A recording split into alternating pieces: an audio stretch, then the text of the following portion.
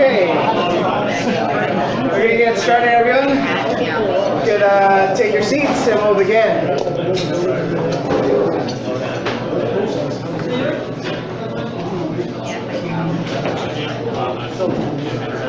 Thanks everybody for coming out tonight. Tonight's hosted by Volition Investment Properties. Who is new here? Who's like a first timer? Yeah, right. Oh, that's nice. We've actually got a lot of repeat folks. So I won't spend too much time on us and what we do, but I'll go through it quickly here. So first of all, thank you very much, Creeds. Thanks for hosting us. Please support a local business, grab a drink, grab something to eat. So who are we exactly? Volition is a boutique real estate investment firm. We manage everything from the advisory piece, which is like developing a map for you for your investments, through to finding that investment property, through to doing any sort of construction or renovation you may need to have on that property, right to property management. Basically, the idea is if you have any problems along your property investment journey, you should be able to come to us and we should be able to help. It's not going to be one of us that helps directly, we know somebody who can help. We're investors ourselves. This is what we do. It's a bunch of accolades, I'm not going to read through them. But we've been investing for a long time. Everybody wave hi to Hugo. He'll be speaking later tonight. So yeah, we've been investors for a long time. I started investing in 2001, and I think we hold almost 50 doors now. So as I mentioned, this is kind of like the four pillars of Volition, the advisory piece, and we offer free advisory consultation. If you're interested, come see Ed. Surprise! Come see Ed at the end of the meetup, and we'll take down your information. It's basically a 60-minute session. We sit down with you, talk about where you are currently, what your financial goals are, and what is that roadmap to get you there. So that's basically advisory. Advisory is also what we're doing right here, having these conversations. Next thing is realty. This is actually finding these investment properties. If you've ever been at the buy end for these investment properties in Toronto, you know it is actually very difficult to find properties that work and work well, where the numbers make sense. But this is what we specialize in. The next piece is renovations. So let's say you say, hey Ming, I want to do a Burr property, but I don't have the construction piece, the renovate piece. That's where we can come in and help. We have construction teams which are able to help execute on this. And the last thing is property management. So once you've got the place all ready to go, we can help you get it ready. And we also do normal stuff. Thanks Chris, we always thank him for this slide, because for many years people didn't know we also do normal agent stuff. The question is, why is it important? Like, why would you use people who know investing to do regular agent work? And the answer is, one of the most key pieces in your investment portfolio is your principal residence. We'll be talking about financing later on, but the first place you're going to pull equity out of, the best rates you're going to get, is going to be out of your primary residence. It's the easiest for you to use, and so it's a very key tool as part of your investment portfolio. I know some people like to think of it as something separate, but you're really losing a good tool if you separate your primary residence from your investment. This is our mission. Our mission is to be the eraser, right? Like the maze is your real estate investing journey, and we really want to help you through that path. This is kind of an FYI for our clients in the room here. We have a private WhatsApp chat group, which is like our support group. Lots of people laugh because they're on it. But basically, if you're an investor, the life of an investor is like it's like an emotional roller coaster, and you need that support group sometimes. And that's what this is. Like, hey guys, I got a question about, I don't know, rat eradication. I've got a mouse problem, or whatever it happens to be. The whole community is there to help you out.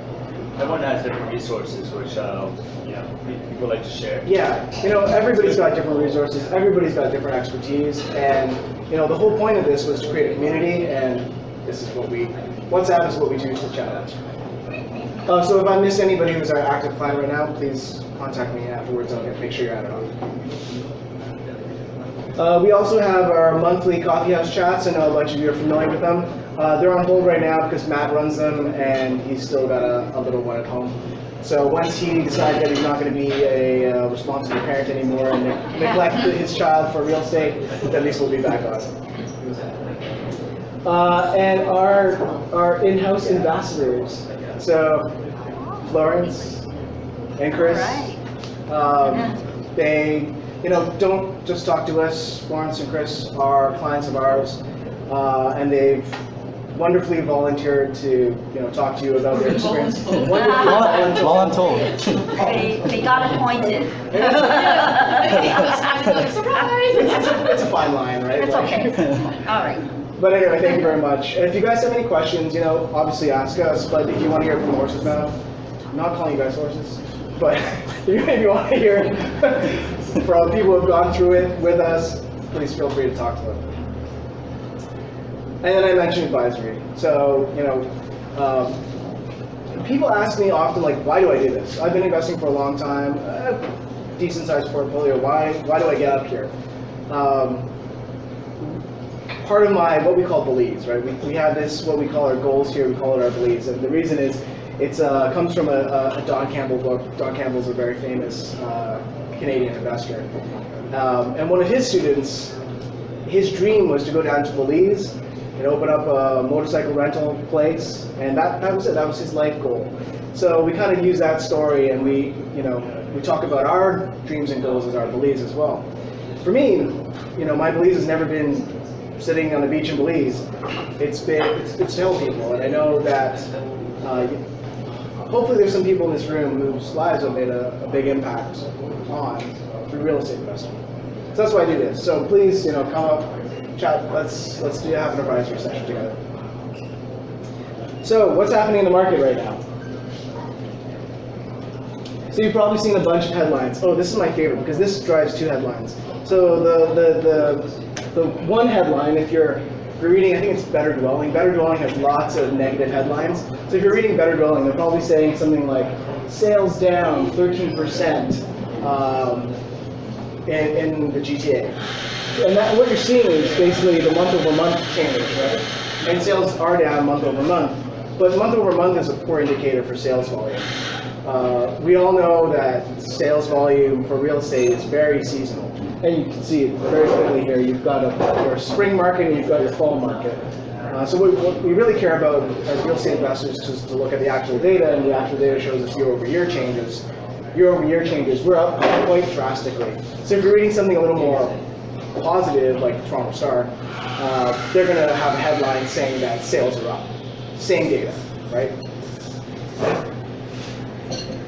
The next thing is new listings. I think the thing to be really cautious, really note here in new listings is how it's remained pretty much in line over the last 4 years. And the last 4 years have been very constrained. So we know that we're in a market right now where listings are tight, sales volume is up. So, it doesn't take a genius to understand that prices are going to be driven up as a result. And there we go. There's what we're seeing in terms of average sale price. I think it's really interesting as well to see how much closer we're now starting to get to the 2017 peak that we had here. We're not far off as an average now. So this means, neighborhoods that were majorly hit by the downturn in 2017, 2018. It means that the neighborhoods that have recovered have really recovered, and we're going to dive into that data in a little bit. So, those of you who come here know that we like to go at a neighborhood by neighborhood level, because overall averages for the GTA doesn't really tell us too much, right? For us to understand what's really happening in the market, we need to look a little more granularly. So that's what we do. We actually look at each of the neighborhoods, and in particular, we're looking at downtown core. So downtown core to us is W01, CO1, W2, CO2.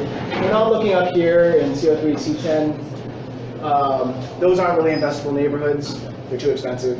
and the rents aren't high enough to support those prices. Year 1, year 2 is not too bad. Yeah, EO1, EO2, so kind of along this core here, not as much that, and not up here. CO8 is a little bit too expensive. CO8 is too expensive. So this is what we see, right? And if you've come to meetups, this is a story you've heard for a while.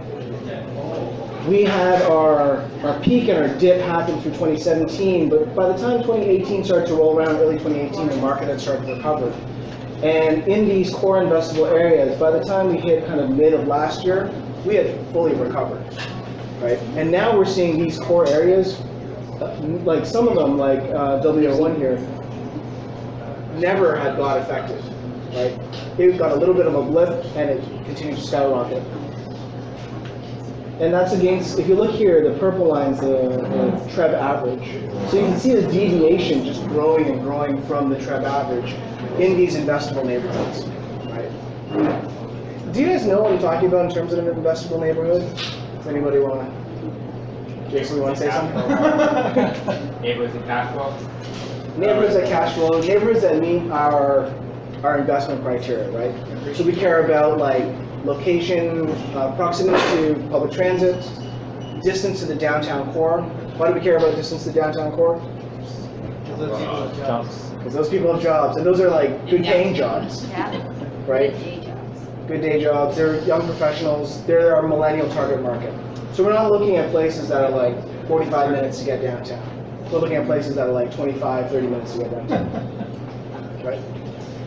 Saying we should call them the deserving, not the millennials. I think you always have to think of it this way. Oh, sorry. Oh, you wanted to continue? Go ahead. Okay. I was going to say the downtown core is only so big, but as you go further and further out, there's more and more land space. Yeah. And, you know, some of the house prices there are not justified for what they are, especially since there is still so much vacant land that is able to be developed. Single-family homes are, you know, still being built. Townhouses are still being built at rapid paces, and while downtown has like what, less than 1% vacancy rates, uptown those houses, like they are sitting on massive pieces of land that they can't rent out. Yeah. Yeah. So I think we're going to continue to see this kind of growth, and I think a lot of the averages that we're seeing, the industry averages, I guess, in Toronto is actually being driven up by the downtown house prices versus the uptown or west or east coast, east side, not east coast, east side of the GTA. And you know, to Ed's point, that the discrepancy you see between the suburbs and the downtown core is driven primarily by our poor infrastructure, right? Yeah. Because, yeah. Yes, I agree. It's true because people measure their life, their commutes, their movement in time, right? If I tell you I live 35 kilometers from the downtown core, no, that means nothing to anybody, right? If I tell you I live an hour commute, it takes me an hour to get to work, you're like, oh, that's kind of far, right? It doesn't matter what the distance is. It matters what our commute times are. And people, especially in the, you know, the millennial target market, which is driving a lot of what we're seeing, they are not willing to spend an hour to get into the office, into their office, into their jobs. Right? They rather live in a smaller place that has shorter commute times and give up a backyard or a place for their dog or whatever it happens to be, but they're willing to make some sacrifices for the convenience, for the time convenience, right? So to make this chart different, to have those suburbs move in line with the downtown core, it's either going to be speculation or actual change to what's happening in the city. So real infrastructure projects, subways for everyone, right? Like if we do that, then yeah, we may see the outsides of the city start to pick up in value as well, in line with what we're seeing with downtown. Any questions about that? So then we look at everywhere else. So that's like Vaughan, Richmond Hill, Markham, all these kind of places, Willowdale. And this is what we're seeing. So this is what's brought down the market, but the averages are still rising. So if you can imagine, the strength of the core has really picked up kind of the slack that you're seeing. And you know, this is like C07, C14. This is like Young and Shepherd type area, right? This is the condo story. I think this is a well understood story. If you've been investing with condos with us, we started talking about condos, what, 2-ish years ago? You've been doing very well. But there's one thing to know. If you see here, the graph's starting to taper a little bit at the right side there. We're not seeing the same level of accelerated growth in condos anymore. And if you're working with us now, we're talking about condos as an option, for sure, because condos are right for some people. But if you have the money, the best investments right now are triplex, multiplex type, multifamily investments in the downtown core. I think to that point, I think it's A lot more money. They're a lot more money. Well, I Yeah, mean, they're a lot more money. I think the reason for that is because after 2018, the condo prices skyrocketed quite insanely, and especially pre-con prices, where it was, I guess it was mold for a lot of investors to get into the investment world for real estate. And like this year, you know, last year we were able to find pre-cons for like $850 a square feet, $1,000 a square feet. But this year they're reaching around 1,300. A few projects are close to 1,700. I'm not talking about boutique condos where it's like 2,000 plus, right? I'm talking about big developments where we're seeing $1,700 a square feet, 1,500 on average. You can imagine in 1 year's time. In 1 year's time, and it's to kind of get that growth, it's very unreasonable. And I think that's why we're seeing this kind of taper off, where condo prices are getting a little bit too high, especially pre-cons, while house prices have not climbed as fast. And that's also gonna, I think what we're gonna talk about too, is that house prices have skyrocketed actually in the past few months in 2018. But that's not to say that that's not to say there's not good pre-construction projects though. We did advertise a couple recently that were $1,000 a square feet in really, really good locations. Yeah. Either master plan communities or close transit, like 98% transit score. Yeah, for sure. Like 2 Yeah. years ago, So- there were like, we have, you know, on our desk, we probably see, I don't know, like 2 or 3 projects come across a month, right? 90% of those, 95% of those don't make sense. 2 years ago, that number may have been like 80% of those didn't make sense. But now it's more like 99% of those projects don't make sense because the asking prices are just ridiculous. Like developers are a little out to lunch right now. And as a result, the per square foot costs just don't make sense for investors. It's great if you're in it now. But one of the key indicators that we talk about here that we keep an eye on is the delta between a condo and a detached. When we saw kind of early 2017, when condos were really picking up, there was a big delta. So it was about a $700,000 delta in 2017 between a detached home and your average condo price. But kind of summer of this year, that had shrunk to about $450,000. So that's telling me that condos are starting to get inflated, and we've mentioned this before. It's not like somebody's like, oh, it's an extra $450,000 to buy a house. I'm just going to pull that out of my pocket and go buy a house. That's not what happens. What happens is people start saying, hey, I could live a little bit further. Maybe I'm paying another $50,000, but I'm getting to a house. Maybe I've got another 10 minutes, 20 minutes of commute. Now it becomes a real decision between should I be buying a condo or should I be buying a home a little further away. When there's a $700,000 difference, that's not even a discussion, right? But when it starts to shrink to almost, like half that, then those discussions happen. So I think the days of condo prices continuing to rise at this level are a little short. Like, we're not going to see this happen for another year or two at this pace. It's going to start slowing down. Some people would say that it's better to go an hour outside of Toronto because you have better cash flow. Yeah. Whereas Toronto is hard to get a good cash flow. What do you think about that? Yeah, so definitely, I think that that's one of the things we talk about quite a bit is cash flow and the purpose of cash flow. And I think we have a bit of a different opinion on cash flow than most investors. Because when I started, I was an investor outside of Toronto. I was very heavily invested in Waterloo. Me and my partners have invested in Hamilton, in Sudbury, in Edmonton. Like we're well invested outside of Toronto because they cash flow well.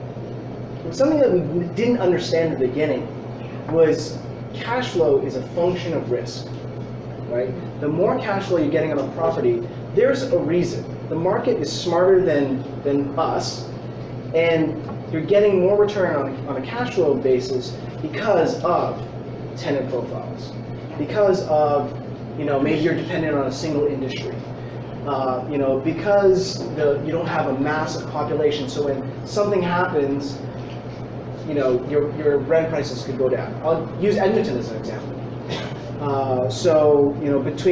Between us, we have 4 townhouses, we packed 4 townhouses out in Edmonton. Over a 4-year period, we had those townhouses. They didn't go up 1 cent in value. They cash flowed fantastically, but oil went down during that time. We went through the boom and bust of oil. The housing prices in Edmonton are driven quite strongly by how the oil industry is doing.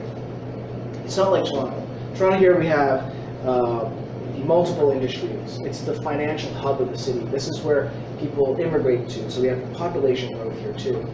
And it is less risky. It's more expensive and you get less cash flow, definitely. But when we're talking about millions of dollars investing, I don't want such a risky investment. And that's totally kind of a personal decision.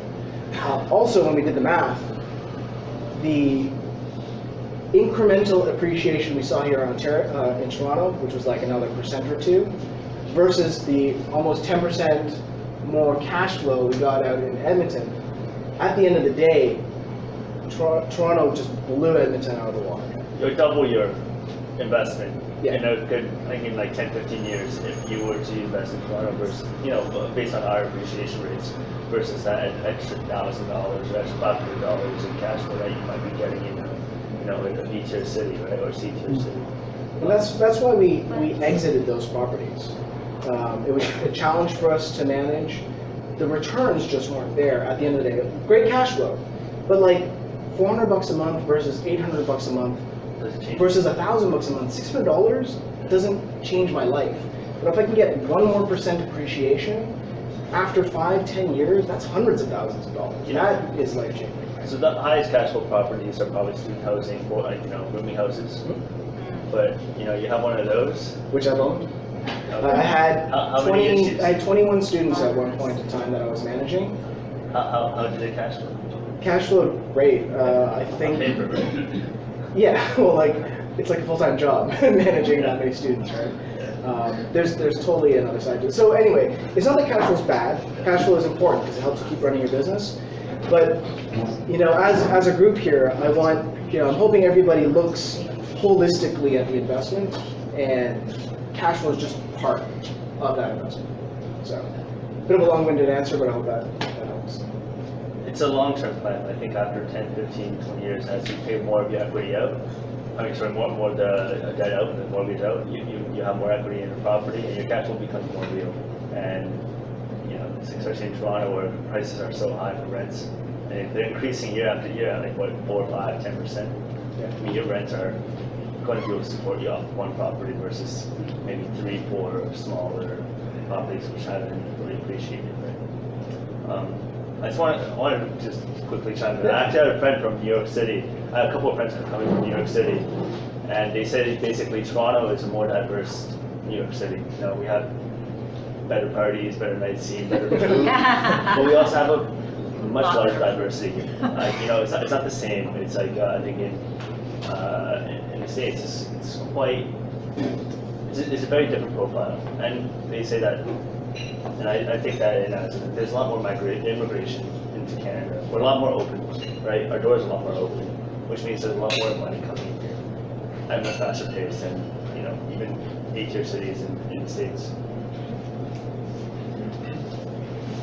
So moving on, I'm not sure if you guys are aware, there's been a bunch of Airbnb hearings that have been happening over the last couple of weeks. So those who are new to what we do, we kind of look at what's happening in the news and we kind of give you guys our opinion about it. So there's been a bunch of stuff happening with Airbnb, a lot of hearings, people coming in from both sides, representing both the investment side as well as representing the, I don't know what to call it, the people who don't like, these are all bad names, guys. The people who don't agree with the Airbnb policies, don't like the detractors, there you go, the detractors of Airbnb. So both sides are kind of saying their piece at these hearings, and these hearings are ongoing. I think they're still ongoing. Yeah. But these are kind of the highlights that I found through kind of reading a bunch of articles about it. So basically, the city had proposed a bunch of Airbnb bylaws. None of them are in place yet, and it's not clear as to when we're actually going to get a decision on this. All we know is it's going to happen sometime after October 15th. That's going to be sometime after that they'll tell us what they're going to do. But the first thing that I kind of pulled out of reading these articles was there are many Airbnb operators out there who are Airbnb-ing their secondary suites, their basements, or like they own a triplex, and one of those units they're Airbnb out. There's actually quite a bit of representation from that group. The big problem with this is that the way that the bylaws are written right now, the only way you're allowed to rent out those units is if they're legal units. And if you know Toronto investing, we've got about 2,000 registered legal secondary suites in Toronto, but in reality we've got almost 100,000 illegal non-conforming suites, right? So, like that's like, the orders of magnitude are way off. And the city doesn't have a plan as to how they're going to enforce people who are Airbnb-ing their illegal suites. And they also don't want to tell us their plan because then they think that if they tell us what they're going to do, then we'll try to side skirt it. So it's a bit of a catch-22 right now.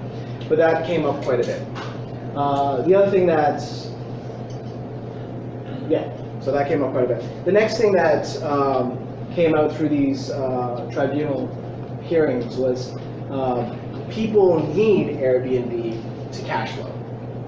So I would agree completely that you get better cash flow with short-term rentals, for sure. But I disagree on that people need it. I think if you're developing a good investment portfolio, if you have a strong property that you've bought right, you've renovated right, you've got the right tenants, it's really nice to have a short-term rental in there, but you shouldn't need it. The next thing is the bylaw would eliminate commercial operators, right? So companies that are coming in that do nothing but Airbnb rentals. This accounts for about 1/3 of all the listings that we see on Airbnb. Obviously, the commercial operators are saying that they don't think they make any impact. I don't quite agree with that. You are 1/3 of the available listings. I'm sure if you did disappear, that would actually impact what we see on Airbnb.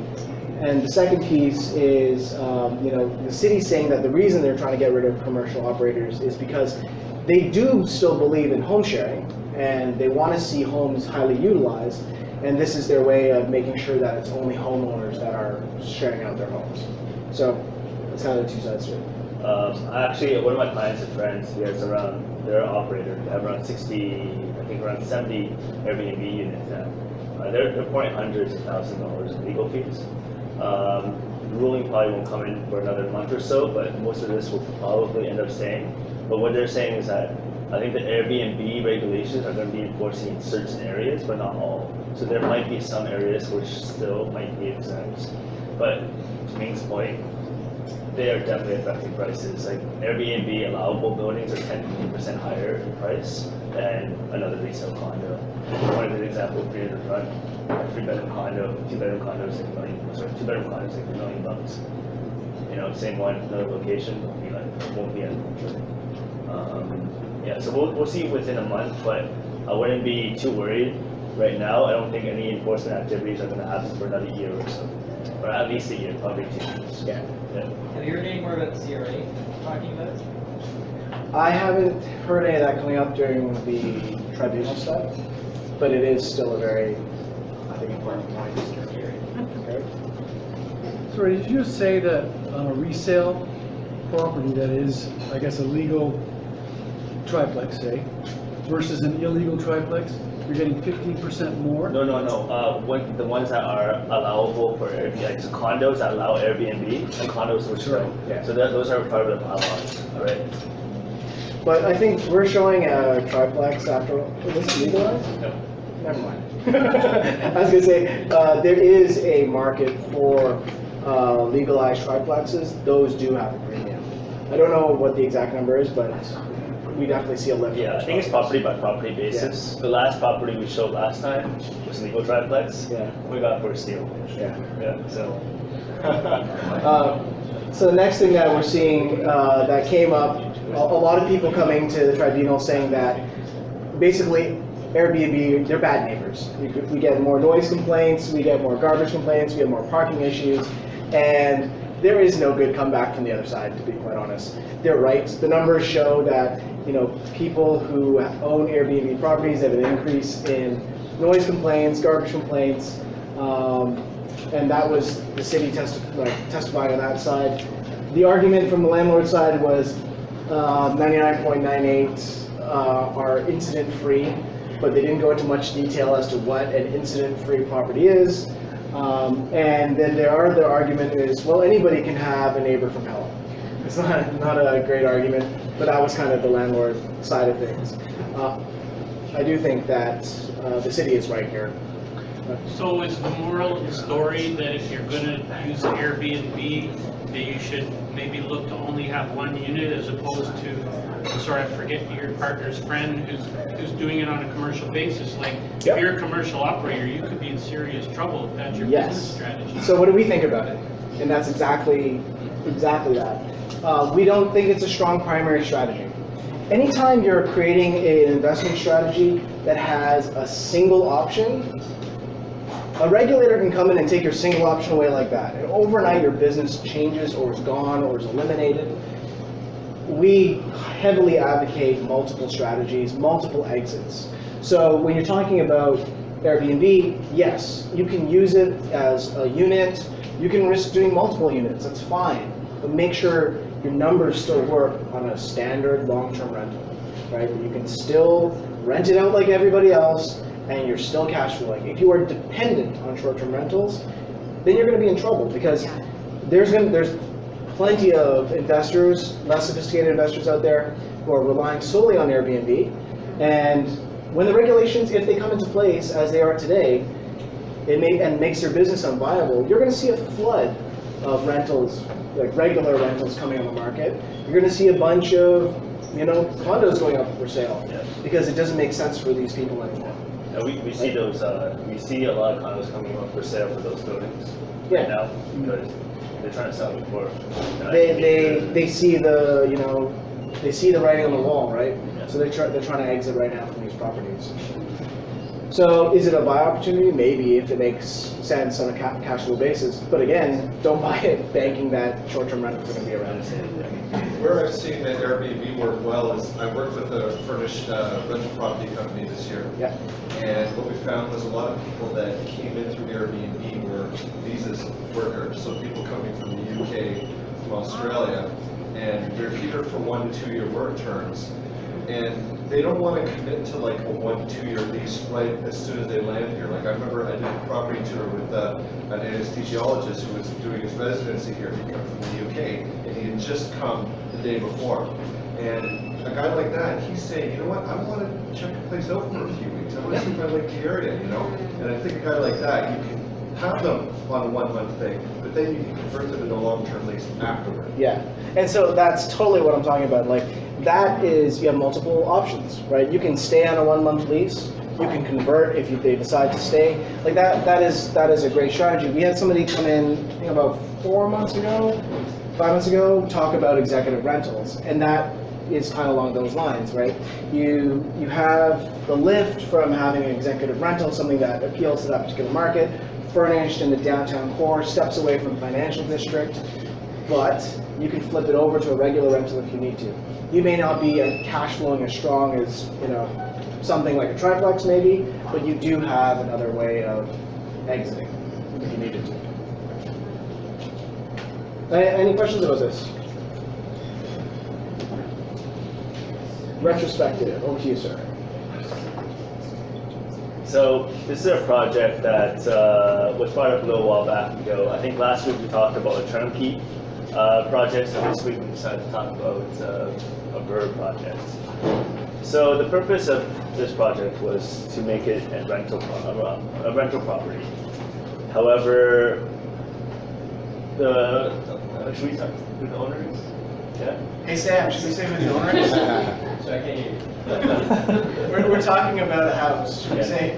Who's the owner? I'm gonna speak up Okay. as much as I do. Okay, so Sam bought this property to rent out. Renovate and rent out. Surprise! But afterwards, like we wanted to see the market. The market has been very hot recently, so we wanted to test it to see what it would be like if we were to put on the market too. So he did acquire for 1.18, around 1.2. Renovations 500K, plus or minus a little bit, like minus a little bit maybe. ARV, we assessed it around 1.9 million. And so the total equity return was around 370K. So we were estimating the top units, second and third floor, to be rented out for 3,800, main unit for 2,850, basement 2,200, and we did a lot of comps. Those rents are very, very reasonable for that area. What's the area? Wallace, and it's right beside Dufferin Mall. Yeah, just Yeah. west of Dufferin. So there's a few reasons why we wanted to test the market in this area, and it's on this side of the slide. But so the total rents were around 8,850. After expenses, if we were not to refi, cash flow would be around 3,300, which is quite good. But you have a lot of money in the property, a lot of equity, right? And so we did a post refi calculation, and we would be cash flow positive around $560, which is still quite good for a Toronto property. So this is like, I just want to kind of reiterate here. We're getting in at around 1.2. We have about a $500,000 renovation. Yeah. We're getting an ARV of about 1.9, Yeah. right after 500K renovation. This is pretty good reno. And we're still able to cash flow after that refi. Yeah. So we pulled a bunch of equity back out of this property now, and we're still cash flowing. So this is a pretty good burn, Yeah. right? And this is based, Wallace and Dufferin area? yeah. I think it's It's Wallace Emerson. Not very close to where the property I was just talking about are. Nice. yeah, it's on Brock Street, right? Yeah, Brock. Yeah, if you know the area, it's on Brock Street. So, and the refi is to bring the property back down to 20% of equity, staying in at 1.9 million, right? So the numbers still work very, very well. I mean, the year one ROI is, as you can see, 170%. It's pretty nuts. Yeah, we thought we made a mistake. And Yeah, I then know. I we was got a like, calculation. wait, did I make a mistake? But there's multiple options for this because properties do sell quite well, especially investment properties in Toronto. And that's why buying them is actually so difficult. To find a good one where the numbers make sense and people are not just. We're looking for opportunities, right? And this one, when we did put it on the market, it was done very well. We staged it very well, and we were able to get a premium. I'll show you pictures, and then you guys can kind of give me an idea, or just like put a vote up to see how much it would actually sold for. All right. The reason we like this area is because it's very close to transit, and it's right beside Dufferin Mall. There is a proposed project right now of 7 new towers. Are you guys familiar with the revitalization of Is that the your Dufferin Mall Galleria? area? Galleria? No. So Galleria is DuPont and Dufferin. Okay. Just southwest of it is called Dufferin Grove. It's actually right beside the subway station. They already broke ground, Oh. but it is another master plan project by the city. Not master plan. It is a planned project by the city.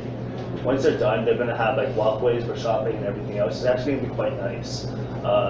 Sale hasn't started yet. I think it might be pretty pricey. We're not sure. Galleria is a good project too, but that's why we like Wallace and Emerson right now because there's a lot of forced appreciation by the city. There's a lot of and there's still the house prices there are still quite decent.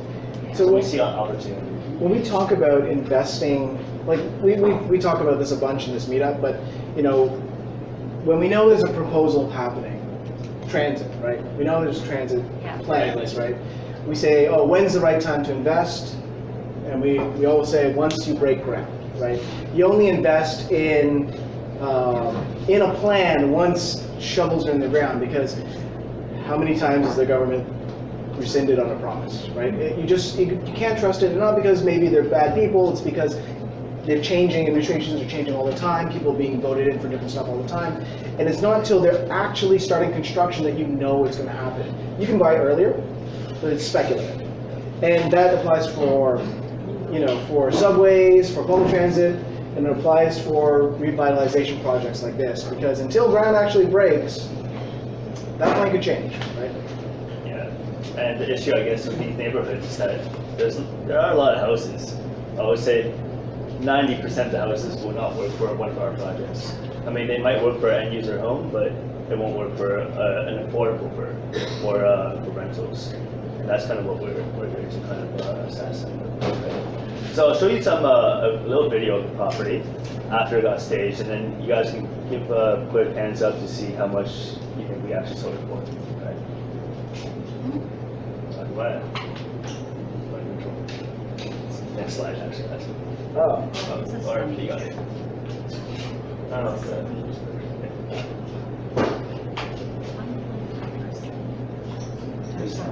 There's no sound. it's okay. Just ruined the experience for me. I know. I can sing for you. That's going to detract from the podcast. Yeah, all of them. Oh, sorry. So it's properly renovated. It's fully staged, right? And if you look, there's a couple of things to notice there. The kitchen looks quite large. We've done a couple of tricks, used smaller appliances, two-tone kitchen, which is very trendy. Like when you're doing these kind of renovations, we've done lots of these types of renovations, and we have a design team, so you know we can help lead you through how to get good rents, how to get good returns. Yeah, we have a couple more of these projects going on right now. Yeah, maybe when they're done, we can do a tour of them. Yeah, we did walking tours, but we have a few more now. Yeah. Anyway, we can keep going through this, but I'll stop this here. So any You missed it, nice wash.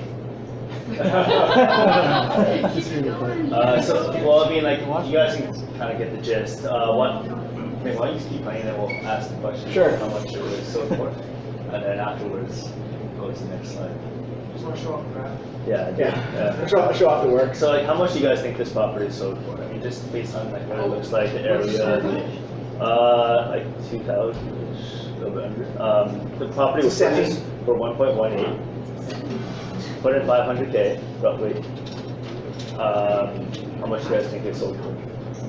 A year, like the project took a year.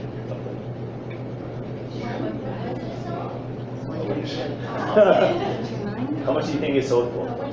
When was the month? Yeah, just last month. Last month. When did you buy it?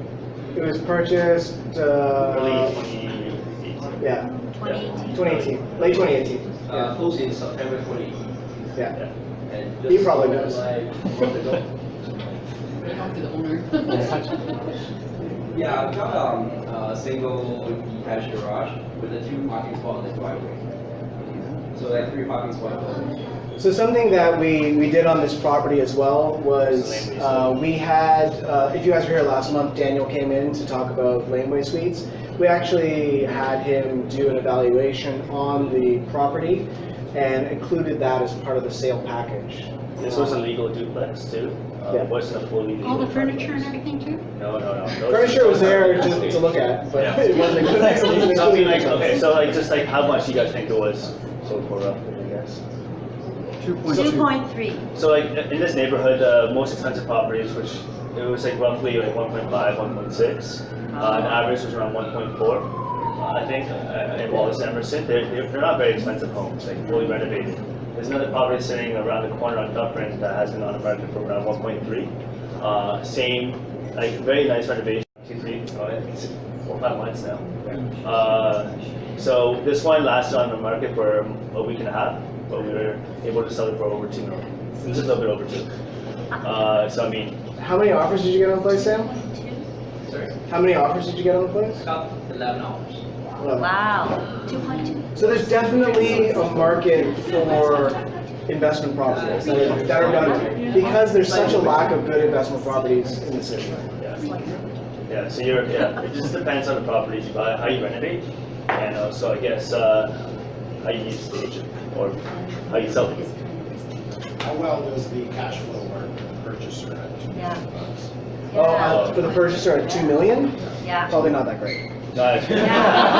Listen, I'll be honest with you, like, we would never go to tell one of our clients, spend $2 million on this property. Yeah. But there are people out there who want maybe to live in this place, so cash flow isn't as important. Yeah. This is a nice place. So a lot of these are like, live in the top unit, rent out the bottom 2 Yeah. unit type of properties, right?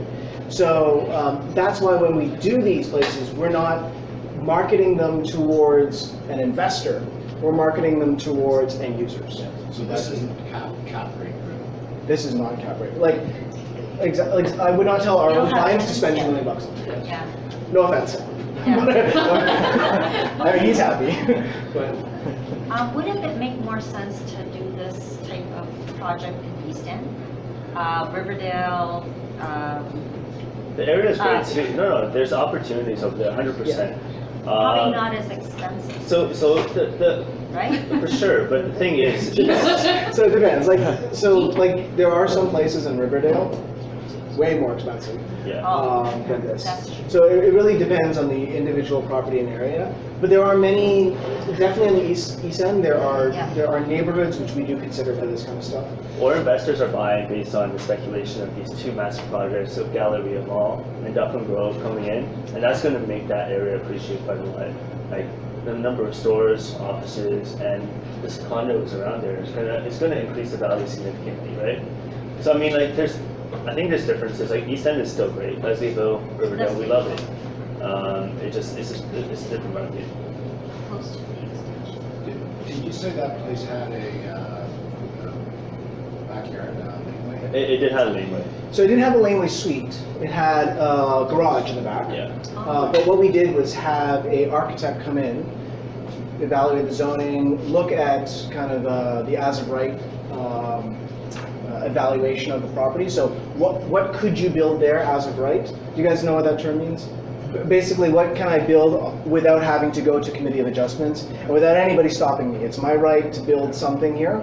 So we had the architect come in and say, hey, you can build a laneway suite under X conditions. Here's my word.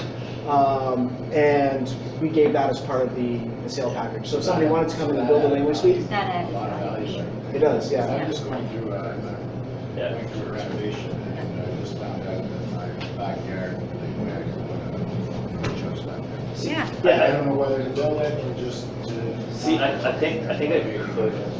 See, I think it could bring value, but to make a coach house could be a lot more expensive than you think. It really depends on how your primary structure. I just mean like a legal rental on top of the garage in the back. Right, but it depends on how your primary structure is currently built, where your utilities are, and also on top of that, just because it has a laneway stuff, it doesn't mean building one is feasible. Yeah. There's other things. There's a lot of regulations around laneway suites, proximity to fire hydrants, how are you going to tie it into city services? So there's a bunch of things to consider.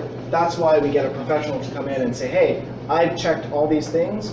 Yes, you can build a laneway suite here as of right? So, you pay for that up front for the architect to do that work, but when you sell the property, somebody has confidence in their ability to do that. And I'll add, it's not that much. I It's not that actually introduced the guy to the group, and he charged me, I think it was like $500. He came out, we talked for 2 hours, he sent me a 5-page report, told me mine was much harder as a carriage house I'd have to do, and told me the whole sort of time it would take. Like, I think it was 6 to 8 months is what he was expecting on mine, because we'd have to do ZOA. And if you guys are interested in having him come out and do an evaluation, send me a note, because if you come through me as a reference, you get it at half price. Sorry. Ah. Jason, but thanks for that. Yeah. But yeah, So, I'm just worried that someone might want to buy this place and not that's my concern. Am I not devaluing, and am I losing a lot of potential purchasers as I go the? If you do the conversion and you add a coach house there, would you be losing people?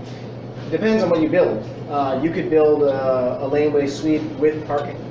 So you can have the first level as parking, and then you can have the suite above it. So then you have best of both worlds, right? You can have a laneway suite with parking, and if you've got enough depth in your lot, a portion of that can even be like a shed, which faces the property. So you have, temperature controlled storage, parking, and a laneway suite. Like, you can really turn it into something, and that can be all done as of right, so you don't have to go through committee of adjustment. So it really is property specific, but I would say you are probably adding value and not the other way. Cool, let's keep going. I know. Yeah, I was gonna say, if you want to crunch numbers, like how we did in the previous two slides, we do have a volition calculator on our website, or a calculator on our website. It's pretty useful for investments to calculate what your yearly returns are, or what your expenses. So when I work with clients, I use this calculator. Yeah, it's actually quite good. And then I send them this So you go on our website, click the drop-down tab, I think it just says calculator. Yeah, it's right at the top. It says property investment calculator. Oh. Cool. And we're up to our main event.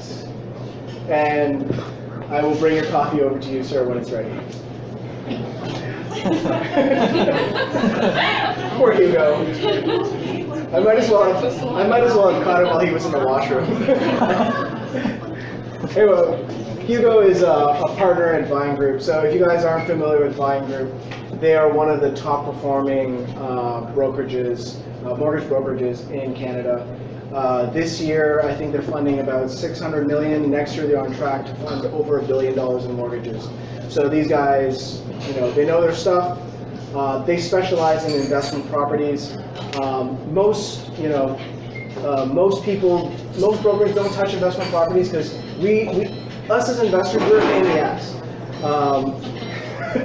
We've got complicated portfolios. We've got all these leases to go through. We're not easy clients, but they decided to take on this niche. So thank you very much, Hugo. Please give a warm welcome to Hugo. Test. Great. Wow, what an amazing trip. I was here not too long ago. It was a much smaller audience, so I want to give these guys a round of applause, me, Edward, and the whole Volition team for putting these really awesome events together. So if we can give these guys a round of applause. As a mortgage agent, we deal with a lot of realtors and investment groups, and the quality of the stuff that these guys are presenting and creating, and the stuff that we see on our end when it comes to financing makes our job a lot easier. So I think the stuff that they're putting up there is definitely some of the best in the city. Also, I think you guys should all give a hand to yourselves because it's still really nice outside. It's Wednesday. You probably have kids. Some of you guys may have worked earlier today and you're a little tired, but I think the difference between investors and everybody else is that you're willing to continue to learn, to push yourself, to provide the freedoms to your family, or whatever your beliefs is, whatever your ultimate goals are, your legacy. So I think you guys should all give a big round of applause for yourself for being here as well and learning. That's the highest energy I have. It's pretty boring. So I'm going to try my very best to keep it entertaining. I mean, the goal with a lot of this stuff is to hopefully find one slide that'll help inform you or maybe change your perspective so you can walk out of here with a much better understanding of what's going on behind the scenes with some of the projects that are being done here. In case you're wondering, well, these price points all seem really high. How the hell am I going to do that? What does financing look like? Because regardless of how strong the plan is to purchase the property, to renovate it, and your whole team, unless you're buying this in cash, financing is going to be a big drawback in actually getting these deals done. So I'm going to do my best to, the goal for this presentation is really just cover the broad strokes of what construction and the various types of construction financing programs look like right now. And, do a couple case studies on what, how you can go through some of these strategies. Every single solution is going to be very customized per person, and some of the numbers I'm using are just sort of very generalized. So don't, call me after and say that number was off. It was off by a few cents. This is just to give you some information, some reference. So, kind of getting into it. How many of you guys have done financing in the last 12 months? Any financing? Mortgage financing? Like 50%. Okay. Have you found it to be easier or harder than the first time you did it?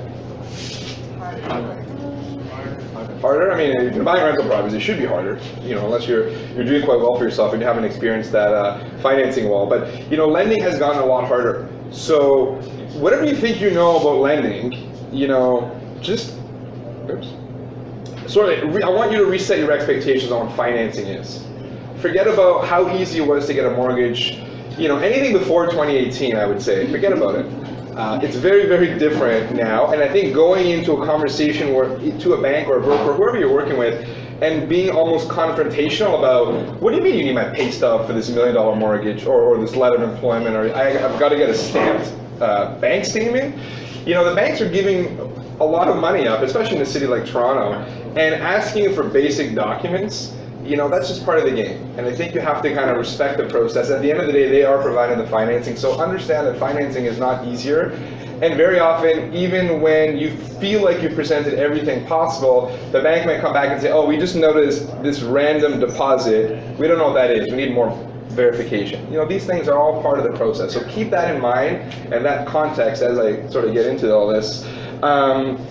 So, as investors, or strategic investors more importantly, you need to sort of avoid the confrontation. There's nothing wrong with confrontation and challenging. I'm happy to challenge things or issues that come up on financing for clients, but there's no sense in trying to change a policy to accommodate you because you don't want to provide more documents. So as strategic investors, you always have to have the foresight that changes are coming, let's adapt, how do I evolve in this new environment? And that's kind of what I want to sort of emphasize here.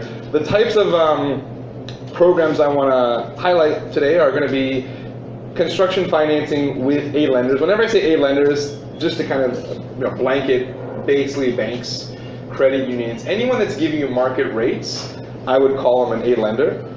And then construction financing options with private lenders, and private lending, I think most of you guys would understand, wouldn't be a bank. Using HELOCs or home equity line of credits to access capital in your real estate portfolio or your primary residence to buy more properties and to do some construction. If you have an existing rental portfolio, refinancing them, taking money out and then using that for construction. And then finally, purchase plus improvements, which I'll get into as well. So this is, in my opinion, the 5 most common ways you're unlocking equity in the financing world. There's other ways, you won a lottery, that's not on there. But these are the ones that I think you guys should know about. So first thing here, we put this together. I like visuals, especially when you're doing financing and you're talking numbers with clients. Some people just zone out, don't know what you're talking about. So I like visuals, and I like to sort of show clients that, look, hey, if you don't want to give me that, you want a great rate with an aid lender, these rates are a little dated. They're probably a few months old now. They're actually below 3%, but the idea is the same. If you want a great rate, so you want to stay to the left here as much as possible, we need to go to an aid lender. But that's going to require more stuff from you, more questions, more documents, higher criteria to qualify. So if you don't want to give me all that stuff, or if that doesn't work for your profile, we sort of move downward along the ladder here where we have slightly less questions and documents, and the rates start getting higher. So the two other lender options are B lenders. Now B lenders are not private lenders. We call them like alternative or B lenders. Some of you guys may have a mortgage with a B lender. Some of the biggest ones in the country are Home Trust, Equitable Bank, Optimum. All these guys are basically banks, but they charge slightly higher rates, usually 1 to 1.5% above the market rate, in exchange for things like, I'm self-employed. I show 30 grand on paper, but I really make 200 grand. The bank thinks I make, whatever I just said, 30 grand, I don't remember. But the B lender thinks I can prove to them that I'm actually closer to 200. They will use that higher income and get me a mortgage. So that's kind of where we will use them. And then finally, private lenders, they just want typically a credit bureau and an appraisal on the property. That's generally all you really need, and like the Lone Ranger on TV, you can close it in like a day or two, right? So private lending is just a little bit more simplistic, but the rates are going to be, within that range and up. So that's just kind of a visual on what the lending landscape looks like right now. So let's go into A-lenders.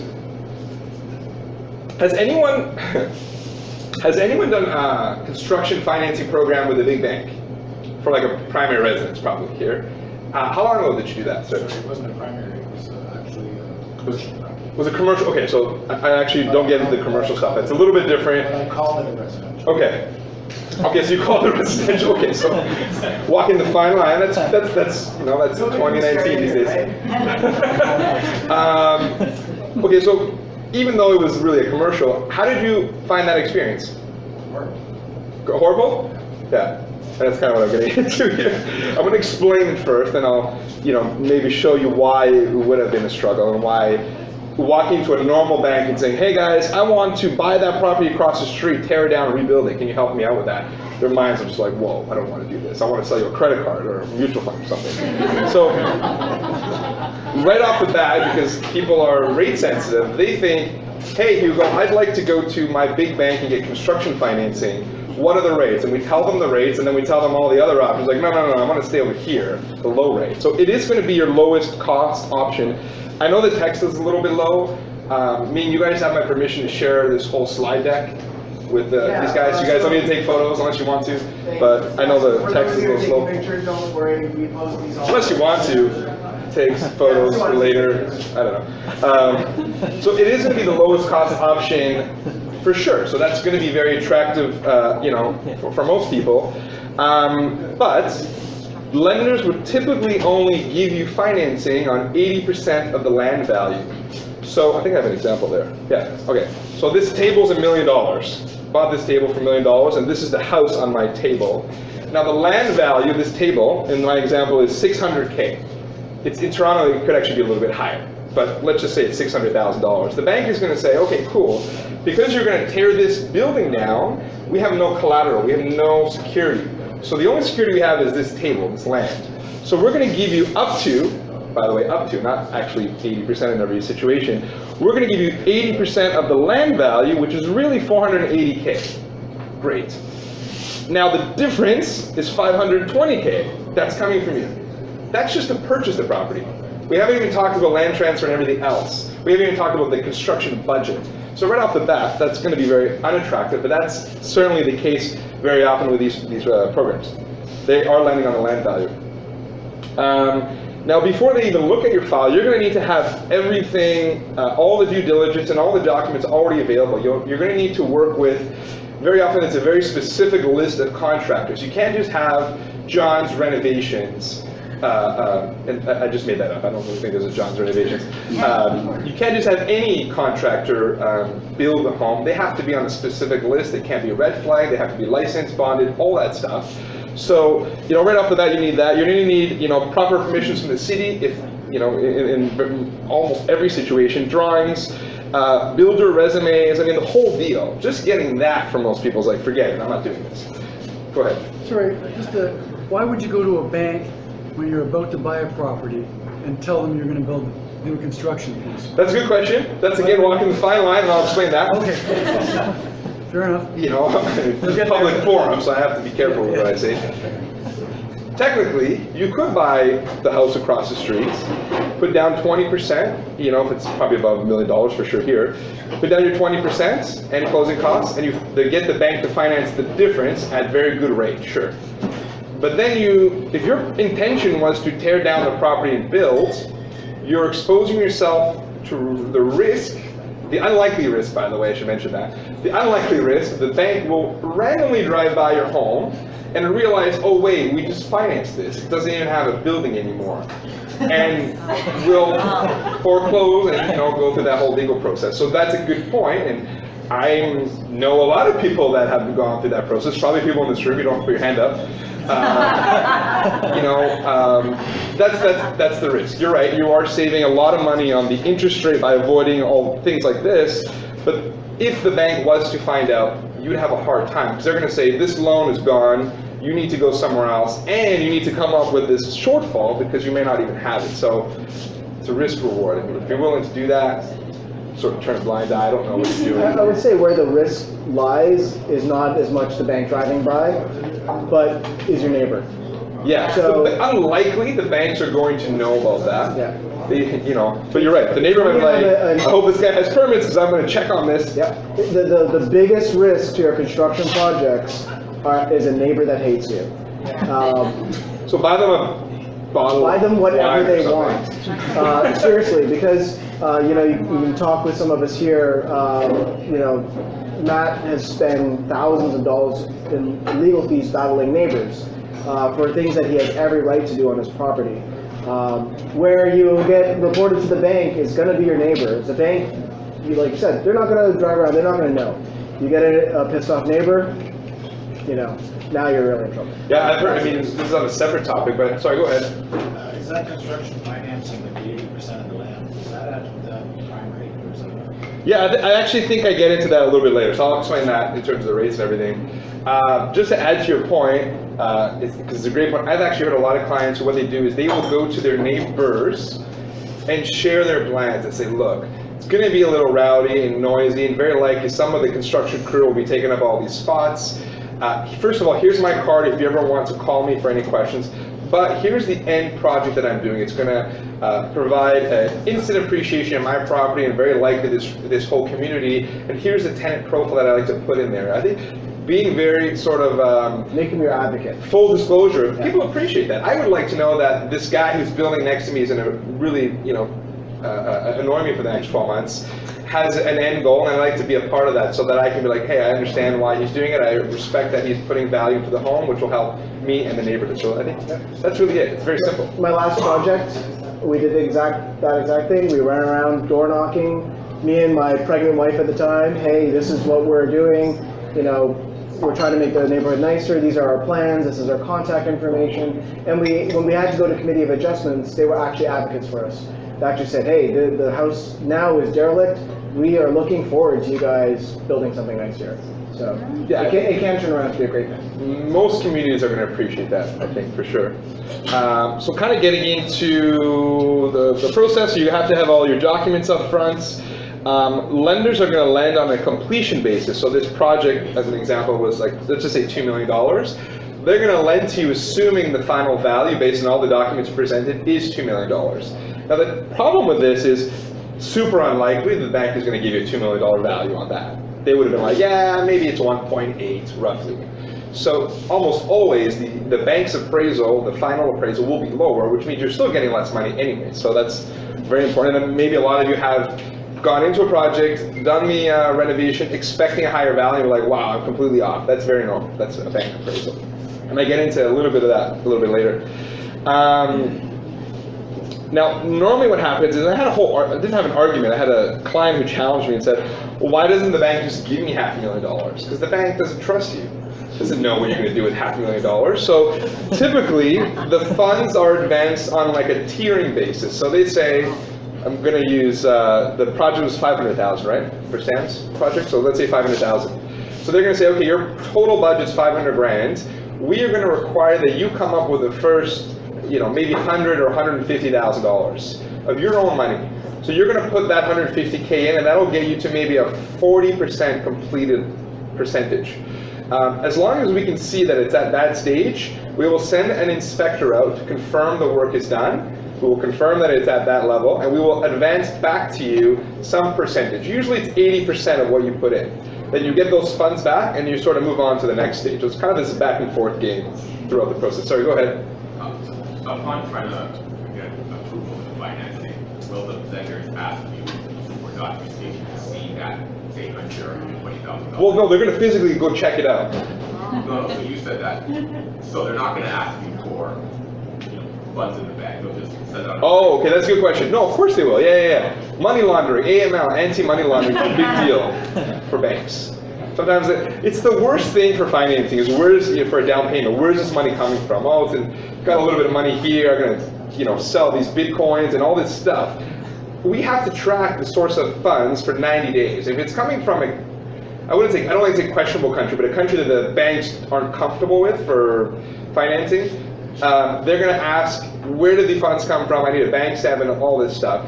So in regards to the construction, they want to know where these funds are coming from. If it is being gifted, that's completely reasonable. They'll want a gift letter, and sometimes they'll ask to show proof of where that money came from the giftor. So yeah, the banks are very particular, because the number one, I shouldn't be telling you this, but the number one way to launder money is through real estate, right? Because it's true. I mean, you can buy a house for 5%, $500,000 condo for 5% down. It's 25 grand. And maybe a condo is a bad example.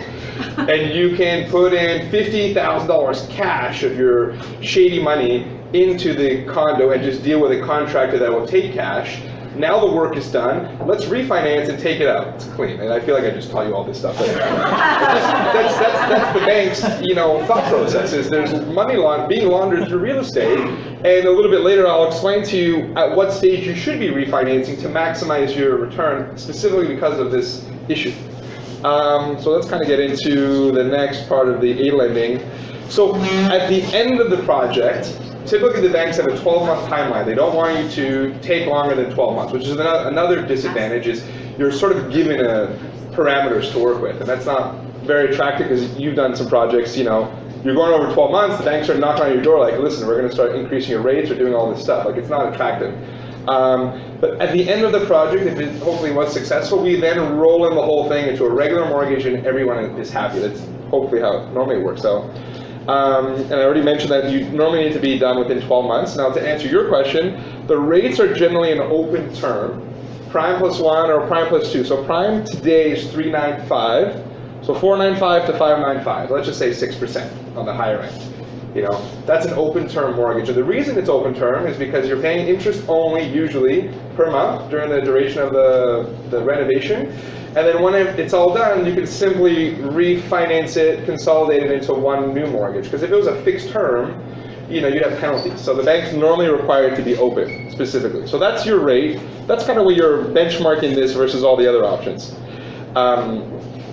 There it is. In terms of costs, the main costs are legal fees, appraisal, and site visits. So legal fees, $2,000, appraisal, I don't know, $400 and up, and then site visits, maybe $100 to $200 each. So the costs are very reasonable, and these are really the only costs outside of the interest, which is why it can be attractive if you're just focused on rates, which you should never really be focused on as an investor, but that's just, I guess, human nature.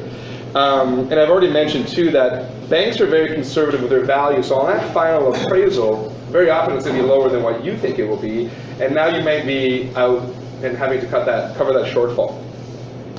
And before a client even tells me they want construction financing, I ask them, what kind of money do you have available to you? Because unless you have a decent amount of capital, this probably isn't the option you want to consider. If you've got enough funds to cover that significant down payment, because we're using land value, and you have a decent amount of the budget for construction, this is a completely reasonable program, because you have the funds to cover the shortfalls and a bit of a buffer.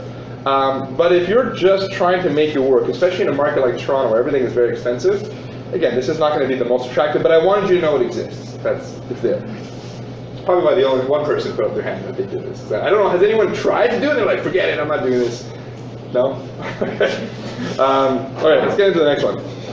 So private lenders, most individuals, at least the ones we deal with, will use private lending for construction financing, at least for the construction and maybe even the acquisition, and sometimes even just for flipping, because of the convenience and some of the things I'm going to highlight here. So they will typically also land on 80% of the land value, but it depends. Sometimes they'll land a little bit more than that. But as a rule of thumb, I think that's still reasonable. The difference is that if you own other real estate, they can, what we call, blanket those other properties, the equity in those other properties, to actually give you more money. So if a regular bank is just going to give you 80% of the land value, but you own other properties that has maybe $500,000, $600,000 of available equity, as a private mortgage, because I can customize it, we can tap into that equity to actually stretch your initial mortgage so you can get into that property with less money down. Using that same sort of logic, if you have an existing rental portfolio, some banks, actually we've done a lot of these, where they will provide you all the money for the acquisition of it, 100%. They'll provide the closing costs and the renovation budget, because they have security that they can tap into, knowing that they are completely safe if this whole project falls apart. So there are some solutions available there. So a solution like that, would they then register a mortgage on other investment properties? Everything that they've used, yeah, correct. Yes. If you're gonna be able to do a construction that's, say, an addition, as opposed to a tear it down so there's no house there anymore, is this still valid? Like, I might have a triplex and I'm adding an extra story to, but two of the units are still. Let me go back to your question when I'm doing the case study, because maybe that will maybe answer your question. If it doesn't, just remind me again and I'll give you a different answer. But I think that might help you with that piece. There's also private lenders that, if you don't have a real estate portfolio, will give you much higher lending, and very often most of the funds you need to get to that final stage, because they are also builders. So you can't, typically private lending is all asset-based. The private lender is going to charge you a high rate in exchange for the simplicity of getting financing, because they know that they can, in the worst case scenario, sell this property, get their money back, and everybody's happy. Now, you can't go to any private lender for construction financing, because nobody wants to be stuck with a half a project and try to get rid of it, because it's not marketable. So the private lenders that are very good at construction financing are the ones that are also builders or have a builder network, because they know that if this project is not completed, because I actually gave them more money than we were comfortable with, builder over here is going to finish it, and maybe they'll do some sort of joint venture or whatever to finalize it and sell it. So you're not normally working with just any private lender. It's usually someone who focuses on that, because they understand that market and will get it to the finish line. I think you had a hand up. I don't know if you're stretching. I'm drinking a beer. By the way, this isn't beer, this is water. One thing that I'm drinking. My question is, if you blanket a few properties, so if I want to buy a property and fix a flat, and I've got some other properties that have a mortgage, blanket them, would I expect a lower rate and lower fee? That's a good question. So I think I go into rates in a second, so I'll show you that as well. You're very rate sensitive, huh? I get into that in a second as well. I'll give you a bit of a context on what rates look like. So, obviously the benefit there is clients are going to be able to get more funds up front, which is hugely attractive. Here's the rates piece for you. So when I'm talking rates here, because private lending can be anybody. Like Ming can lend you money at 4% if he wants to. That's a private lending transaction. What I'm referring to here when I'm pricing these for you guys is what we call MICs, or mortgage investment corporations. These are professional, sometimes publicly traded private companies that are offering private lending. And those guys normally charge $799 and up. I mean, that's kind of that's a good deal. If you get $799, that's a pretty safe deal. If you get a little bit lower than that, normally you've got possibly a very low loan to value or a lot of equity in the property, and maybe it's $699. But generally, I would always start with that as a best rate. So this rate would be for a first mortgage. So if I already own a property and I'm putting a private mortgage on there in first position, it would probably be somewhere around there. But if I'm blanketing it, where I've got the property I'm renovating and I've got a few other properties, they'll do sort of like a blended mortgage where they're doing a first mortgage and a second one. And the rate would probably be not too much higher than $799, probably between 8 and 9%. This rate here is kind of like second mortgage financing. So I just want to give you a bit of a range just for math. I think in my example I used 10%, which I think is very reasonable and probably conservative. So that's what rates look like. It's an annual rate, so keep that in mind. It's not a monthly rate, it's an annual rate. So if you only need the project for 3 months, you're paying 3 months at this rate. Now there are private fees, and this is where it's a little different than a bank. You're going to pay a fee to get access to this money, and I also provided a very conservative range here that 2% to 4% is on the amount you borrow. So if you borrow $1 million, you're going to pay 20 to 40 grand. That's, again, on the higher end. It's probably closer to 2, maybe 3, somewhere in that range is very reasonable. Could be lower too. I just wanted to be conservative with all this.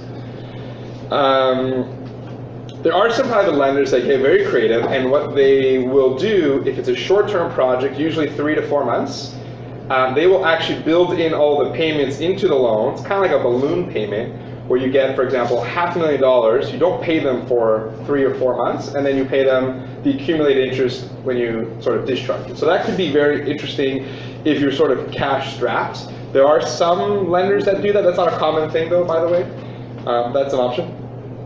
Again, the process is going to be a lot more streamlined. So you can have 20 properties, self-employed, all kinds of wacky stuff going on in your profile. Normally, I just need a piece of ID, a credit bureau, and an appraisal on whatever you're buying, because that's the asset. It tells me about the asset, and it tells me about a little bit about your credit history. That's normally more or less kind of what you need to get through the project.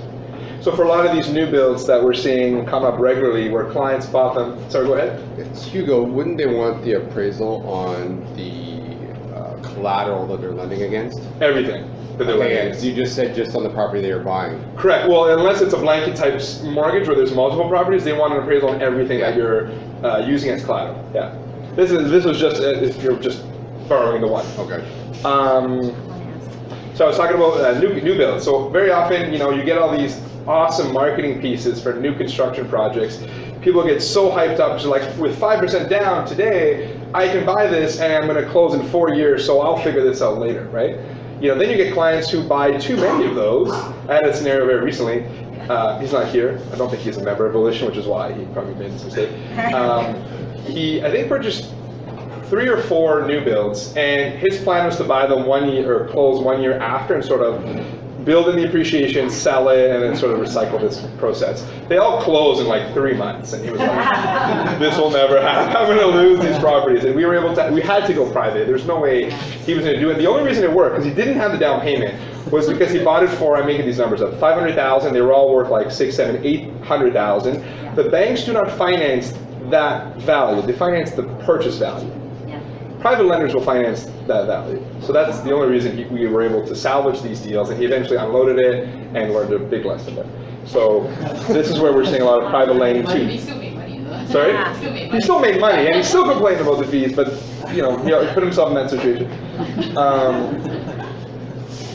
So again, obviously with private lending, there's more costs, but you can, in some projects, obtain more funds up front and make the whole process more streamlined. And sometimes you can leverage. I have clients that just can't get financing anymore. They have too many properties, and they're saying, I just want to flip stuff now. So we tap in, so I think you had mentioned something like this. They tap into their portfolio that has lots of equity that they just haven't been able to borrow because now they're professional real estate investors. They don't really have a job, like a salary job, so they don't qualify typically. So they're saying, I've got like $1 million or $2 million equity in this large portfolio. What can I do with it? Because the bank won't give me money. Well, why don't you consider private? Does the math work? Does it work at 8%? So we're able to do 100% financing for projects that they get all the funds to do purchase rentals, and then we'll flip it. They haven't had to use their own funds. So if the math works, this more higher leverage stuff can be an option. By the way, I'm not a private lender. We work with private lenders. I'm not trying to say this is the way to go, because we work with about 67 plus lenders. This specifically for construction financing just happens to be very attractive, that's all. Okay, so let's look at some numbers. I gotta have some numbers here. So I try to keep this pretty basic, I think. So let's say you're borrowing $500,000 and you're comparing a lender's construction program to a private lender, and I use 10%, which could be a little higher. There's obviously a difference in the monthly payment, right? It's going to be a little bit higher. The 12-month interest cost is going to be higher. The whole thing is higher, really. The estimated fees on each of them is going to be different. These fees are on the $500,000 at 2 to 4%, and then these are your total costs at the end of the 12 months. So the difference here to borrow $500,000 is 36 grand, which is still a big number. But one way I like to argue it is, well, if you have to go this program, you're already putting more money than you need to. Also, you may have to work with a specific contractor who's probably maybe going to charge you a little bit more because they're a little bit more well-known and they can charge you a premium. Whereas privates generally just want to know who the contractor is and that they're licensed. They're not too concerned about who's doing the work as long as it gets done. That alone could save you substantial funds because you have more control on the project and more say in who you're using. So again, however you want to rationalize that, maybe it's just the headaches of not having to deal with this very regimented process that the banks force upon you. But I just wanted to put those numbers on there because sometimes when you break it down, it doesn't seem as bad as you think it is when you're just looking at that, basically. That's kind of, I say that to clients on a regular basis. When you're just so focused on the rates, if you don't look at the actual monthly cost, you're almost like jaded on your options. You know, sometimes the monthly cost is $5 or $10 difference, but you're getting a solution that has much more features, even though the rate's a little higher. So always break it down to the numbers, not just the rate. Yes? On your example there, is the interest on the A lender, is that compounded? And then on the private, is it simple interest? Good question. That's a Plus- technical question, but I'm a finance Okay. major, so I got it. Because Plus there's mortgage paid down on the A, and there's no mortgage paid down on the this private? is so. That's a good question. So typically a mortgage is compounded semi-annually, Okay. but this is an open mortgage. So these are an open term, so they are compounded daily, and so is this one here. These are open terms. So the repayment is interest only, and there's no principal pay down. Okay. Yeah. So On the both- banks. okay. The banks want to make it attractive for you to be able to actually get this project on, and if they force you to do this over, let's say, a 25 or 30-year term, that payment's going to go up. This is basically just interest. You know, if it was a mortgage payment, maybe an extra $1,500 on there. So that's just a bit of a comparison, just for some context. Okay. Hugo, out of interest, what power does everything goes to hell? With the bank, they just go, get out, we're taking your house. What do the private lenders do? Beat you around the knees, or? Yeah, go take. You know, that's kind of the stigma you think with a private lender, but a private lender, their business, you know, their business is not foreclosing on homes. You know, if they have to foreclose to get their money, they certainly will. They have a process to do that very efficiently.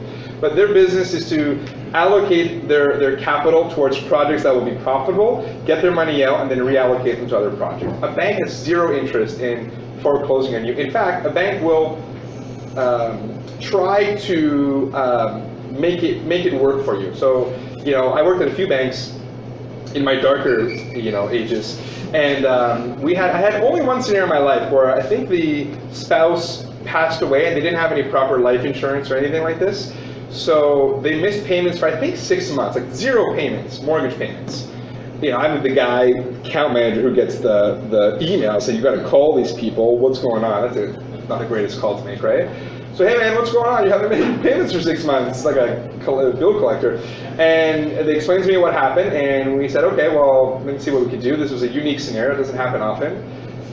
In fact, in Canada, I think it's less than 1% of mortgages are foreclosed on. It's a very tiny percentage of people who can't afford their payments. It's actually really good, really low in Canada. So anyways, the bank came up with a program where they said, okay, well, you haven't made your payments for 6 months. What's going on? Are you selling your home? Do you have any life insurance money? Or what's happening? What's the exit strategy here? And she had mentioned that she was going to, in the process of selling the home. So the bank allowed her to add all those missed payments into the mortgage and sort of try to work out some sort of payment plan that worked to get her out of the house. So again, the banks aren't necessarily in the business of foreclosing either, and they don't want to be on the news for foreclosing on you either, right? Hey Jason, you didn't make your payments. I'm on the street. You know how very dramatic these interviews go. They don't want to be on the news, so they will try to make it work. Oh, that guy with Bill Kit. Exactly. Jason, I knew him. He's not gonna go. Okay, so another strategy.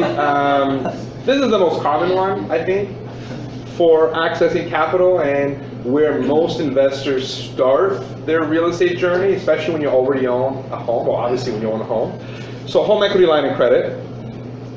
So lenders will allow you to access up to 80% of the value of your home, of the appraisal value, the bank appraisal, by the way. So yeah, I think I've got an example in a couple slides. So whatever new money that you unlock, I would recommend you set it up as a HELOC, a home equity line of credit, because first of all, you don't pay interest until you borrow the money on it. So if you don't have any immediate plans for it, why would you take a mortgage on that? It doesn't make sense, I think. So you would take a HELOC so that it's completely available to you. It's interest only, it's open, you can borrow and pay it down. So it just sort of sits there as your tool to acquire real estate. So this is normally where most people will start. Now rates, HELOC rates, interest rates, get a little bit more attractive here. So in my world, we can go as low as prime, which is $395 today. But the average rate is prime plus 50 to prime plus 1. That's normal. So if your rate is up here, maybe you should call me and we can sort that out about that. But that's kind of where most people are at on this side here. So obviously higher than a mortgage rate, right? Prime plus 1 is almost 5%. Mortgages, for primary residents these days are under 3%. They're interest-only payments, so cash flow-wise, it's very attractive. If you're funding a project, you don't want to have large monthly overhead. You want to try to keep it as lean as possible. What I like is the more flexible HELOCs, so like a Scotia HELOC, Manulife. There's a lot of lenders that have really interesting HELOCs where you can convert them to a mortgage. So if you borrowed $200,000 on the HELOC, and you're going to be carrying that balance because you use that to buy real estate, and you have no intention of paying it down, why not convert the rate of 4.95 to a mortgage at under 3%? That's just going to save you interest. And not every bank offers that. Some banks are just like, it's a HELOC, that's it. You can't do anything with this thing. So you want to understand what flexibility you have with your HELOC, because that's going to be key in bringing down those costs and improving that cash flow. So that's it for that piece. I do have a case study that I think goes into a little bit more details on how to unlock what those numbers look like. I think the second last one. Just a quick question about HELOCs. If you have a HELOC on a property and you've withdrawn $0 from that HELOC, does the value of the HELOC count against your mortgage qualification, or only how much you've drawn counts? That's a really good question. Okay, so both. So the answer to that is both. So let's use an example. You've got a $500,000 line of credit, and you're borrowing $0 on it. Some banks, I guess I could name them, TD, for example, Manulife is another one. What they will do is they will actually assume that you can borrow all that money, which actually makes sense. Like if I was lending them money, I would do the same thing, so that they can understand if you were to withdraw the whole $500,000, can you still afford whatever you're buying? So the nice thing about working with an agent is I could just say, well, that's not going to work for you. We're just going to go to these guys who don't do that sort of policy, where they say, as long as your balance is zero, your expense is zero. I have a feeling that rule is probably going to change. Yeah. It just seems a little aggressive. Like I've got this $500,000 at zero balance, and you're not counting it. There's actually quite a few banks that don't count it. So we just have to, part of our strategy when growing a portfolio is ensuring that the financing makes sense at the different stages and where you're going to have an issue, so we can correct it.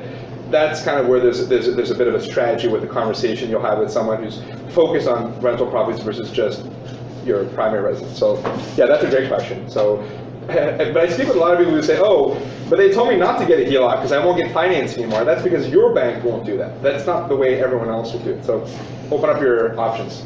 Yeah? We just talked about HELOCs on properties that's held in a corporation. Yeah.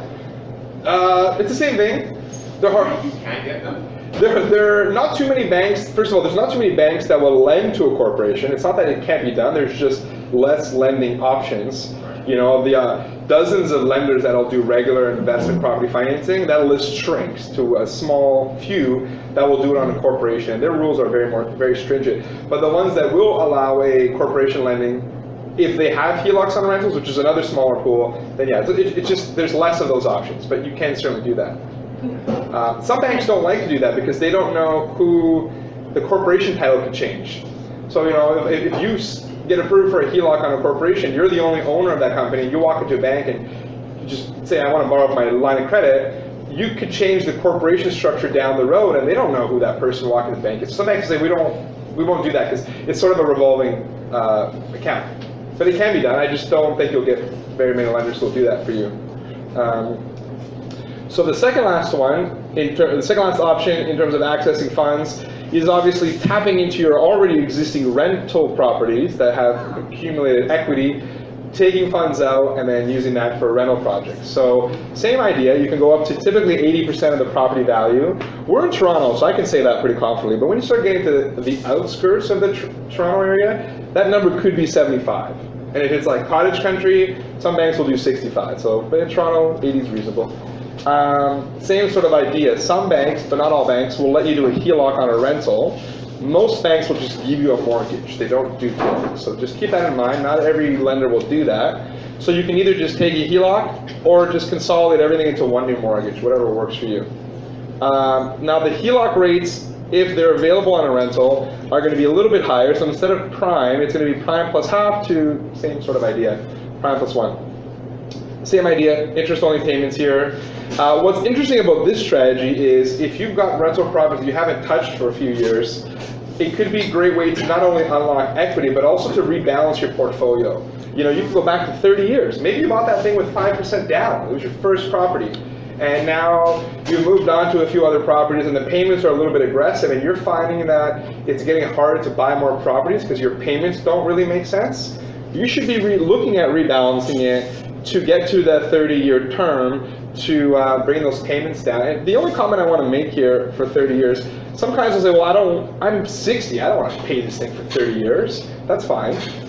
You're not paying it over 30 years, your payment's calculated over 30 years. There's no reason why you can't dump, prepayment, most banks will give you 10, 15% prepayments. There's no reason why you can't dump 50 or 100 grand every year, if you can do that, to bring down that balance and bring the amortization from 30 down to 10. My suggestion is usually don't be aggressive with your monthly payments. Even if you could do a $2,000 monthly payment, but the bank is offering $1,000, take the lower one, because eventually that'll hurt your ability to get financing, if that's the goal, is to buy more properties. There are other ways to offset that extended period by prepaying. And the last one, this is really misunderstood. It's kind of a crappy program, but I'll tell you about it anyways. So purchase plus improvements, it's exactly what the name says. You're buying a home, typically a primary residence or rental, and you don't have the fund, I shouldn't say that, you don't have enough funds for the renovations on the home. There are some programs for that with the big banks that are offered. So the lenders will typically only allow this for primary residences, and they typically will only do it on roughly 10%. So if I've purchased a home for $900,000, whether you put down 20% or 10% down, both options are fine. For the renovation financing, they won't give you more than 90 grand or 10% of the purchase price.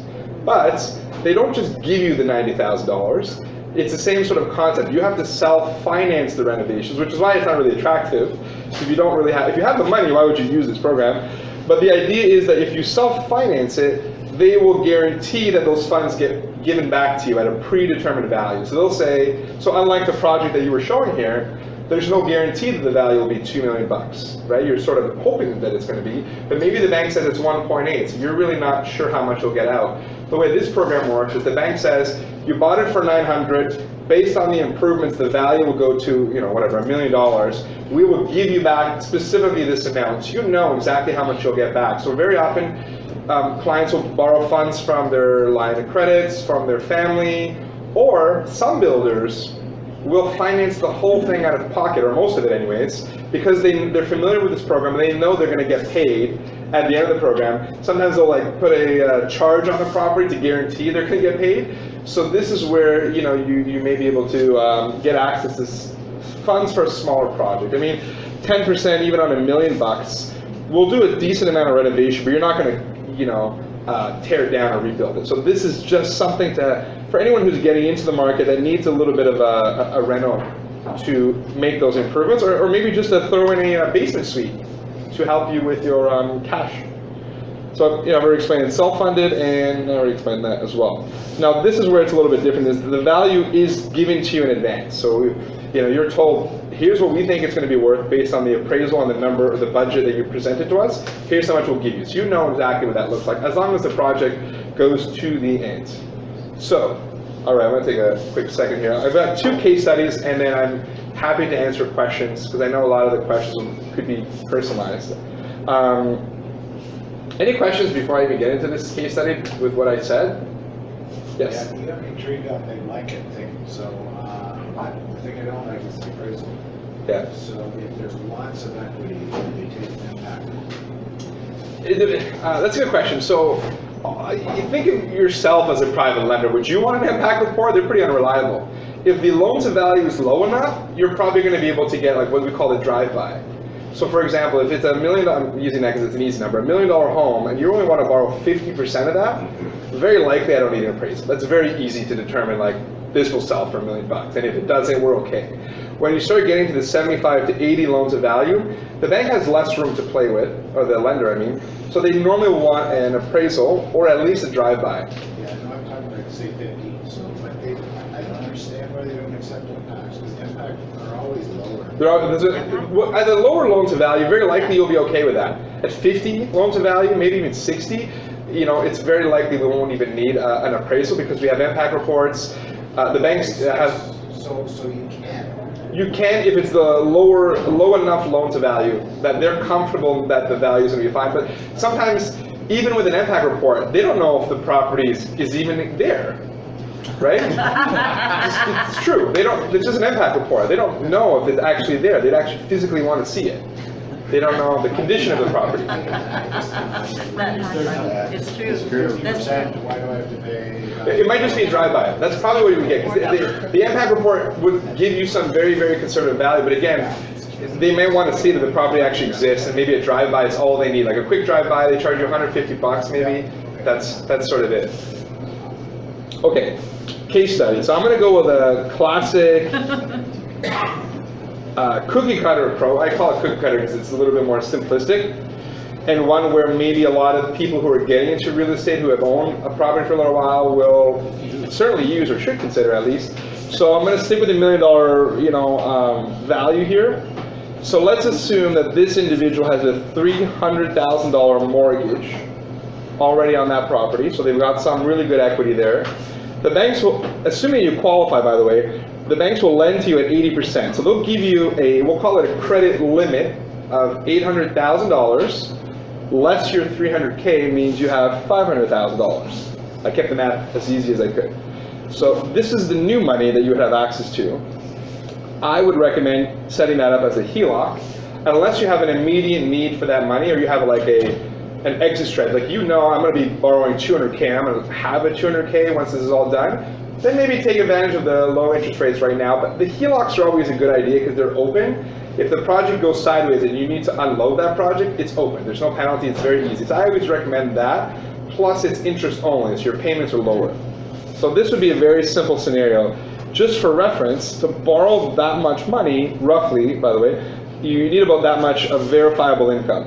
That's not including car loans and other real estate. That's just super easy. I'm borrowing 800 grand. That's more or less where you need. Could be a little bit less than that, but that's just sort of a safe average. We can't see that number. Oh, sorry, 150K income needed to service the $800,000 mortgage. Stress test, taxes, heating, all that stuff's included, and I'm being conservative. It could actually be brought down a little bit more, but I'm just trying to be conservative here. Okay. So I've unlocked $500,000, it's a HELOC, that's great. Let's call up volition and do some damage now. What do we do? So again, using a very cookie cutter scenario, I haven't referenced this off a specific project. I'm buying a rental property at $100,000. Because it's a rental, you need a minimum 20% down, so I need $200K. That $200K is coming from my HELOC, which I have $500, right? And the bank will lend me the rest. So they'll lend me $800,000. Now, I made a little comment there, I don't know if you guys can see it. The $800,000 is, again, assuming you qualify for that, because I'm making this a little bit sort of simplistic. Because not only do you need to qualify for your money, you need to qualify for this money using the rental income that is even available in that property. So this is kind of where it gets a little tricky, specifically because this is an A-lender type approach. So let's assume we were able to borrow the $800,000, and I've got a $250,000 rental budget. So I'm going to access the 250 grand for my HELOC. So I've got a 500K HELOC, 2 goes to down payment, 250 goes to my rental budget. The whole thing was financed 100% basically. My HELOC and the bank gave me the difference. So the post-renovation value, again I made this number up, was $1.4 million. And if I was to refinance that at 80%, I've got a final loan of 1.12, meaning I can take back $320,000 to pay down all those balances that I've borrowed, and I've got a like post-renovation breakdown of what that looks like. So the primary residence is still worth the same, that hasn't changed. My mortgage has not changed. Maybe the balance has gone down a little bit, but this is irrelevant. This is where we're looking at. So the HELOC balance has been brought down to 130K because we were able to take some funds out, and now we weren't able to wipe out the rental cost and the down payment, in my example anyways. Generally, you're left with some sort of balance. So you're left with 130K balance. So now my total lending is at 430K, but I have another 370K to recycle towards the next project. Obviously that number is going to get squeezed every time you do a project, so you either have to give it some time to appreciate, work with a JV partner, and these sort of things. So those are the funds available for the next sort of project. And on the rental property, I'm left with a mortgage of 1.12 after the renovation. So this is a very simple approach to getting into that first property and doing it all on your own with your own funds at your own terms at a much lower cost. So let's look at the private approach. There's a lot of reasons why the first one I just showed you might not work. Mainly it's qualifying. Very often it's that. Because I mean, if you need 150K to borrow 800 grand and you want to borrow another 800 grand and you need not 300 but somewhere just under that, right? That's not the average salary these days. So you said that one was the A-lenders. Would you not tell them about the renovations you plan on doing? Say it again, sorry? Would you not tell the renter about the renovations you plan on doing? Well, with this particular example, I think the budget was 250K. So it's not really, it's probably more of a gut job than I'm tearing it down and rebuilding it. Yeah. Because I wanted to sort of take the approach for someone who's sort of getting into this, not someone who's done it a few times, because that would be a little bit of a different conversation. I want to keep it a little bit simple, because this is where we see most clients going with their first one. Now let's assume the private lending approach, same sort of numbers. I've changed them a little bit. So on the primary residence, it's still worth $1 million, but my lending's a little bit higher. I've got a $500,000 mortgage, so I have less equity available. I've only got $300,000 of equity available, but this particular client also owns a rental property, so it's kind of like this blanket strategy I was talking about. Now the rental property is worth $1 million, 600K mortgage balance, which means that from a lending perspective, I've got 200K. So I still have 500K available equity, but I'm going about it a slightly different way this time. So the first thing I would do in this example is I would go to the bank and refinance this property and unlock the $300,000 as a HELOC. So now I still have 300K to get the process started. But I've got a rental property, and technically I could refinance that too and get 200K, but there's a lot of reasons why you might not be able to do that. Maybe you don't qualify. Maybe you turned it into a student rental. I don't know if you guys know this, but banks don't like student rentals, or they don't finance them. So maybe there's just reasons why you just can't refinance that property. Another one is maybe there's a huge penalty. Maybe you've got like a $20,000 penalty, you just don't want to do it. So this is kind of what I'm getting into. This is for that type of client. So the purchase price is the same on the new property. It's $1 million. Again, I borrowed $300,000 this time on a HELOC on my primary residence. So I need 20% for that purchase. The bank's giving me the remaining 800K. And now I still need 250K, and it's coming from a different source now. The last 100K is coming from my HELOC, so I'm tapped up. My primary residence, I borrowed 300K, that's all I had.